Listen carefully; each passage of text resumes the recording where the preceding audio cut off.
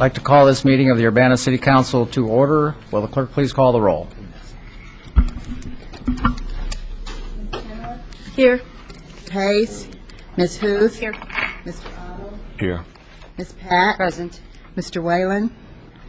Ms. Wyman. Here. Mayor Satterthwaite. Here we have a quorum. First item on our agenda this evening is approval of the minutes of the previous meeting. We have a motion and a second. Any additions or corrections? Yes, Mr. Otto? I noticed under C, Sasha Meinrath's name was misspelled. What page are you referring to? This would be page 2. Meinrath. It should be Suth. Yeah, right at the top there.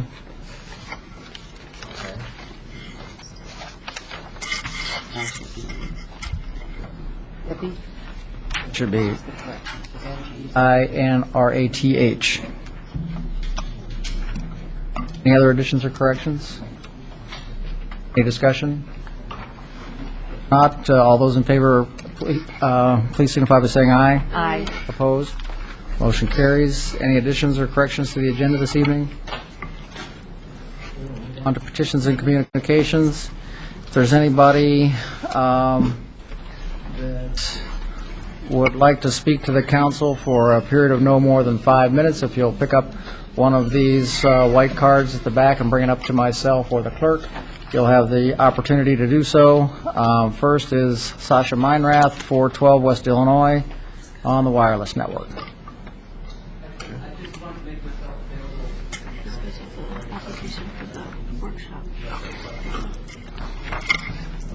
One kind of a frivolous question. Why is it called Wi-Fi? It's like hi-fi, only Wi-Fi, huh? Good question. I wondered. Okay, so you'll be available if we have any questions? Okay. Next is Gary Jackson, 406 Yankee Ridge Lane.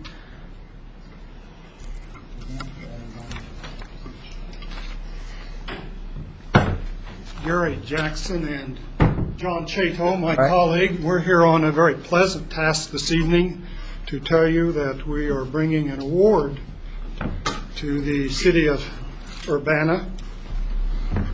The Illinois Division of the Isaac Walton League has given the city of Urbana a civic award in recognition of the city's work to aggressively address atmospheric pollution from vehicle exhaust and fossil fuel consumption. And reading from our nomination, which was made by the local chapter, for the past 2 years, the city has been using 2 Toyota Prius hybrid gas-electric cars, which currently represent, at the time that this was written, 33% of your small sedan fleet.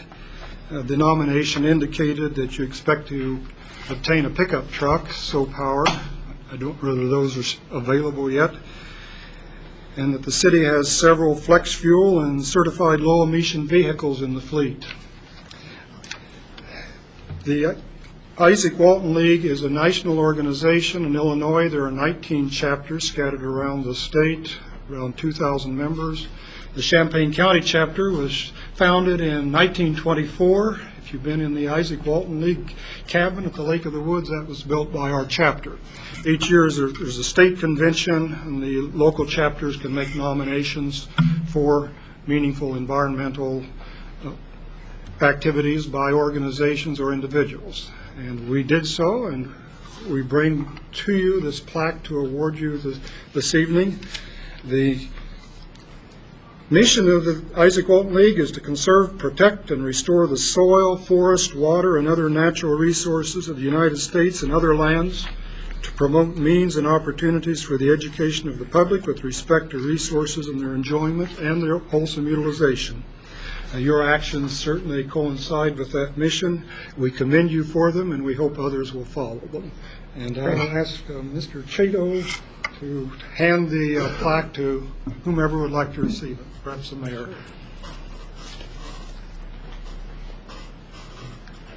It's heavy. If you do that because I'm driving a Prius too. That's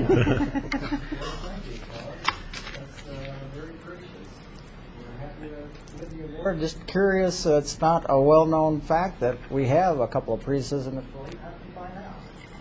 Some of our members knew. Some of your members know this. Yes. They are, that's right. Mr. Walden drives one. We have one in our parking enforcement fleet. And you'll have to wait at least a year before you get the next one. That's right. Well, thank you very much. Thank you.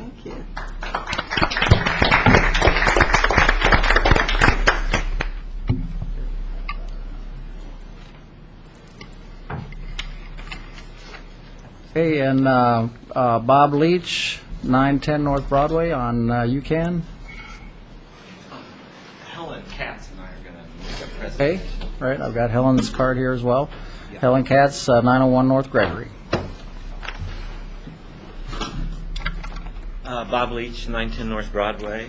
I'm representing UCAN, and we have a project that we're working on along with other neighborhood groups to locate small garbage cans at strategic locations in our neighborhood. We have a handout for you to read. I hope everyone got those. And hope the city can work with us on this project. Helen's going to talk a little bit about it and show you a map of where we're thinking of, or the locations that we've been thinking about. I know the city's strapped for, yes? I don't think, oh, here comes I'm my sorry. copy of the handout. Okay, thanks. That's okay. Go ahead, continue. I know the city's strapped for money right now, but any help that you could give us, we'd appreciate. Mr. Whalen, you didn't receive a, That's okay. is that okay? Yeah, support your garbage. You can pass this. What we were thinking about doing, or putting the, if we could put a small garbage can, there's a neighborhood in North Champaign that have these. And they're little small garbage cans that about like this, that would take like a small plastic liner, that are usually mounted on a 4x4 in the right-of-way. That's something we would probably need the city's approval to do.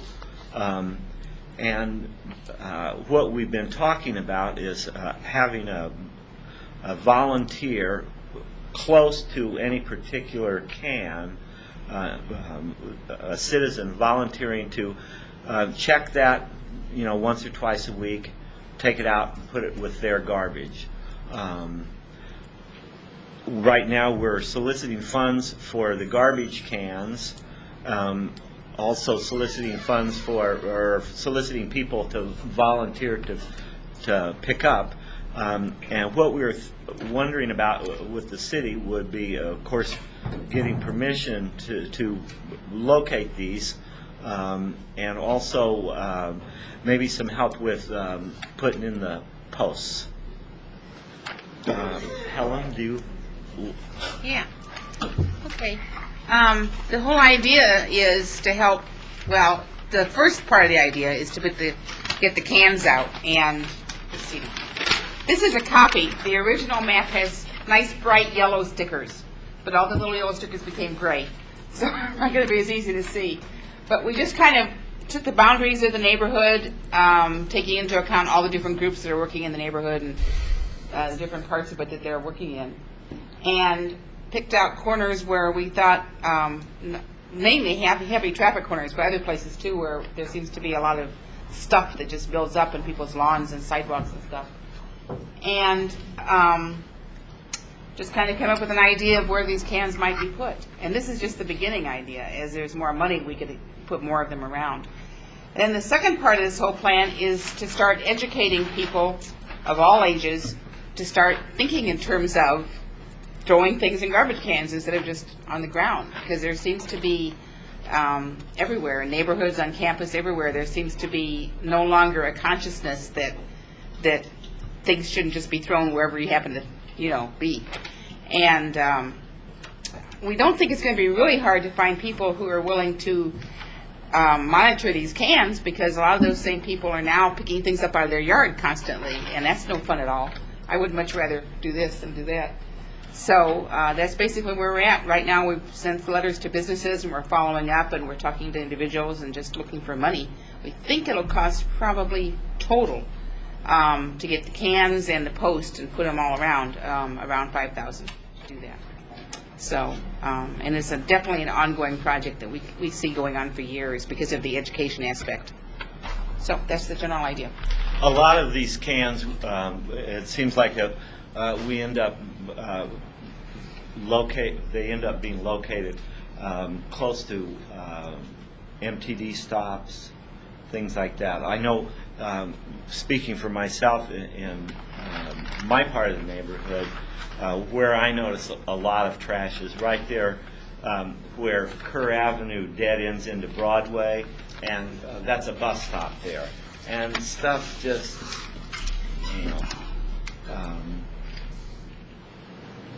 is that... Accumulates, just piles up. Yeah. Okay. Any questions? Tall enough for this. Ms. Wyman? I think this might be a question more for staff, but on this issue, while y'all are up here, is it the city or the park district that is in charge of? I presume I know I've seen garbage cans around, and I'm not sure if it's only just in parks or who's in charge of pickup. Mr. Walden? Anything on the park district property, the park district collects. They have a small truck, and they collect the trash on park district properties. There are also some trash cans located in strategic locations in and around the Urbana High School. However, the party responsible for the collection of that is the Urbana High School maintenance staff, and they collect from those facilities around the high school. So. And the city doesn't have any out in the neighborhoods at all? Well, we have some downtown. Okay, but besides downtown, there aren't any. And Public Works collects from the downtown garbage? We have a contract for that. Okay. Maybe I could ask Mr. Walden a question. Is right-of-way, like that right-of-way that I was speaking of, that it's on the park, do we need to contact them about that, or is that still something we come to you? No, if it's a foot or so on the other side of the sidewalk, the interior lot side, it's going to be the park district, right? So they would need to grant you permission on the park district property per se. On the right-of-way, we'd have to work something out with the Public Works Director. Okay. Now, I know Mr. Gray, I mentioned this to him one time, and his concern was that if we had a volunteer to do this and then they moved away or something, then what happens? And we realized that it could be a potential problem, but I don't think it's insurmountable. Figuring out how to make that work, and not all of a sudden have garbage cans that, no one's responsible for. Right. Well, that's where the education comes in again, too. Turning it into a neighborhood pride project, I think, really, and changing how people see the neighborhood. Well, We're notice- encouraged because when they tried this in that one Champaign neighborhood, it was a big part of what turned that neighborhood around. So it's very We encouraging. would want to work with you on a couple of points, the location, and if it needs a post in the right of way, or I don't know if they can be mounted to some of the light poles or some other poles that are already there.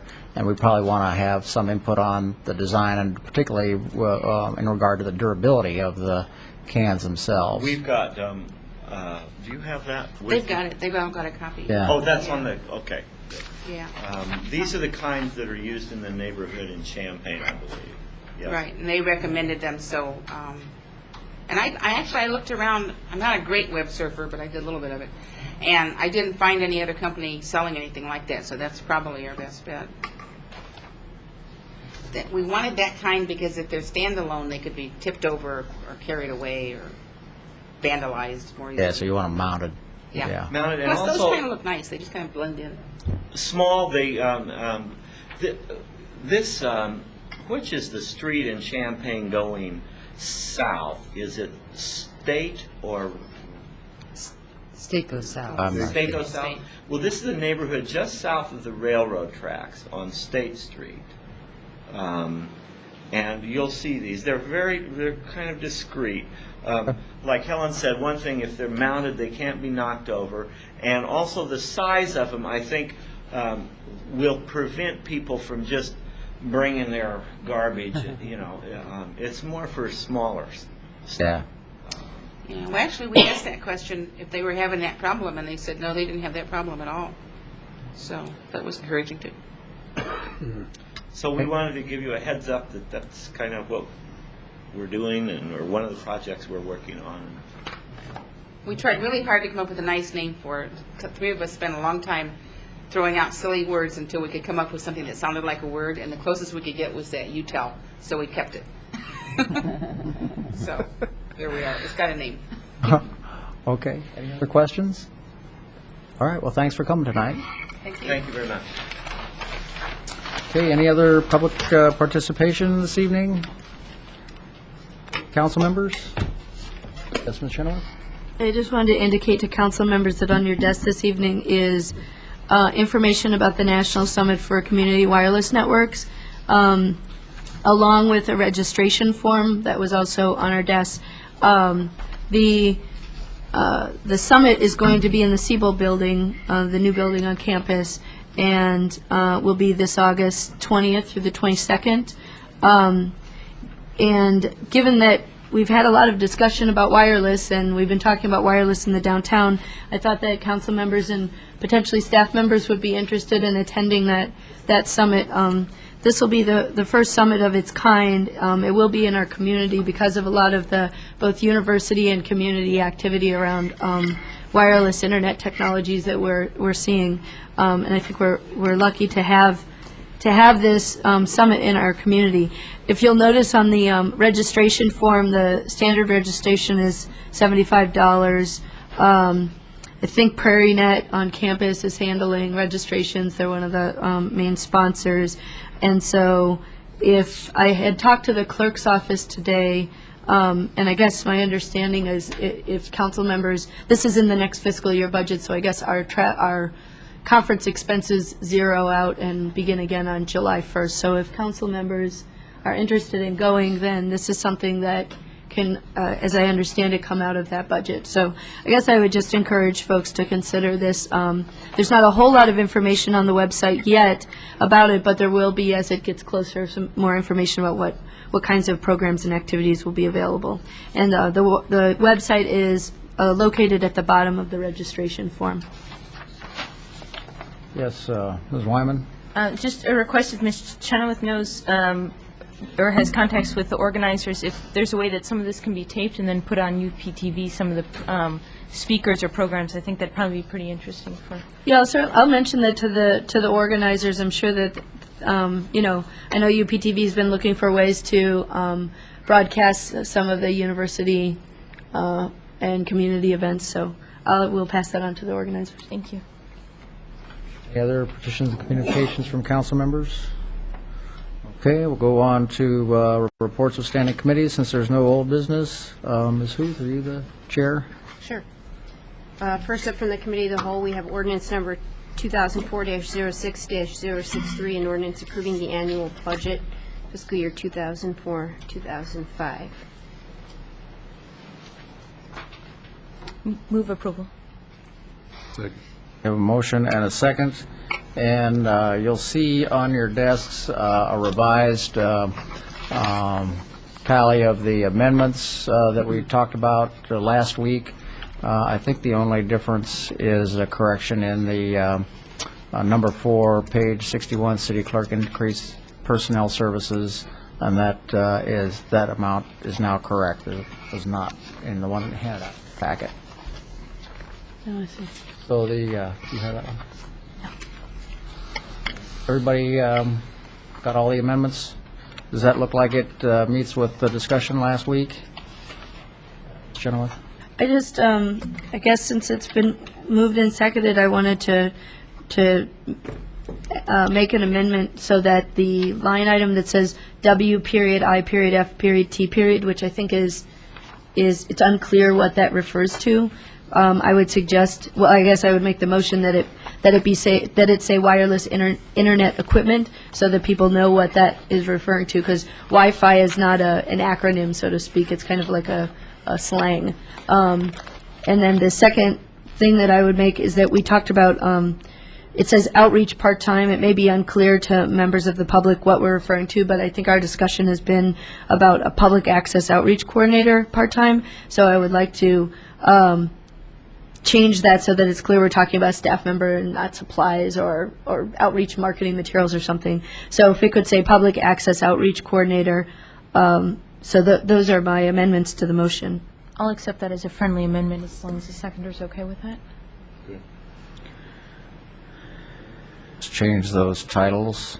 So it would be wireless internet equipment and public access outreach coordinator would be those line items in 1 and 2. Any other clarifications? Discussion? Yes, Ms. Pat? In the memo that you gave us, item 4 that has the changes, I'm wondering about how you came to the figure of 1203 on the city clerk. Well, that's the new one. That's the change in the one that's on your desk. Oh. Right, that was a telling us mistake. I didn't understand. Okay. Yeah, the new amount is 867. Okay, thanks. Yes, Ms. Chenoweth? I just wanted to, I think I've said what I want to say about the particular items. I just wanted to thank staff for the amount of time that they have given to these various proposals that I initially brought forward, I guess, 6 weeks ago or so. And so the chief of police has been extremely helpful, has sat down with me on 2 occasions to walk through this, and is and I've learned a lot about the police department as a result of those discussions. Bill Desjarnais and Chris Foster with UPTV and IT, we've sat down and talked about public access. I really appreciate their time, and also Bill Desjarnais and I spoke with Bill Gray over the phone about wireless, and I really appreciate Public Works time and IT time for that, and also Bruce Walden had initially sat down with me, and although he did offer to pay for lunch this time, so I got a free lunch out of the deal. I do appreciate your time on this and your support in moving this forward. Other discussion? Yes, Ms. Wyman? I just want to add a comment. I think these proposals, the wireless internet, the extra public access coordinator, and even the police department school resource officer amendment, they look like small amounts, and actually they're small amounts on the budget, especially for a $35 million budget. But I think that a lot of these small changes will actually can have a really positive and a really good impact for downtown Urbana, and for public access, putting the public back in the public education and government television with the outreach coordinator position. And additionally, with the SRO supplies, the budget line item with the police, even continuing to work better between the city and the schools, and helping that bond. And also I think that'll help in general decrease crime overall, and I think help create a better bond between students and the police staff. So I think these proposals, along with the budget, are good changes. Again, though they look small, I think they'll have a really positive impact, and appreciate all the work that Ms. Chenoweth and that staff have done working on this, in addition to the budget overall. Thank you. Okay, any other discussion on the budget? Yes, Mr. Whalen? I just want to say I'm not going to waste your time with a motion to eliminate Planned Parenthood from funding, because I know it won't pass, but I, again, would urge you to give some serious thought to the fact that we are supporting abortion, even though we're supporting good deeds by this agency. That gives them money to take from their budget and use it on abortion. And so I am going to vote against the budget, and I hate to do it because I approve so much of what our staff does, our police, fire, public works, community development, our controller's office. So many practical things are being done by members of our city and generally the council with its generosity and goodwill, as we see in the social service agency contributions. But this one, because of that, I take umbrage to, and I will not support it. Any further discussion on the budget? Not, will the clerk please call the roll? Ms. Chenoweth? Yes. Mr. Hayes? Yes. Ms. Huth? Abstain due to potential conflict of interest. Mr. Otto? Yes. Ms. Pat? Yes. Mr. Whalen? No. Ms. Wyman? Yes. That motion carries with 5 ayes, and will the record show Ms. Huth's abstention due to a conflict of interest. Next, we have, Ms. Huth. Next up, we have resolution number 2004-06-015R, a resolution regarding the release of closed session minutes, review period January 2004 to June 2004. So moved. Second. Motion and a second. Is there any discussion? If there's no discussion, all those in favor, please signify by saying aye. Aye. Opposed? Motion carries. Ms. Huth, came out of our budget discussion last week, and you'll find in your packet an ordinance fixing the salary of city officers who are elected for a definite term, and that is mayor, clerk, and the council members. And as per our discussion last week, be setting the salary for the mayor, $50,000, city clerk, $44,000, council member, $5,000. This would take effect after the next election. Is there a motion? Second. We have a motion and a second. Any discussion? Yes, Ms. Wyman? Last week, when the motion was made, I voted against it, and I won't repeat the reasons why, but I have since talked with constituents and with others regarding this issue and the salary issue, and there hasn't been anyone who I've talked with of my constituents who says that the salary should stay the same and who opposes raising the salary for city council positions or for mayor or for clerk for that reason. So for that reason, I am switching my vote from last week and will support this. Thank you. Any other discussion? If there's no other discussion, will the clerk please call the roll? Ms. Chenoweth? Yes. Mr. Hayes? Yes. Ms. Huth? Yes. Mr. Otto? Yes. Ms. Pat? No. Mr. Whalen? Yes. Ms. Wyman? Yes. That motion carries with 6 ayes, and there being no further business to come before us this evening, we stand adjourned.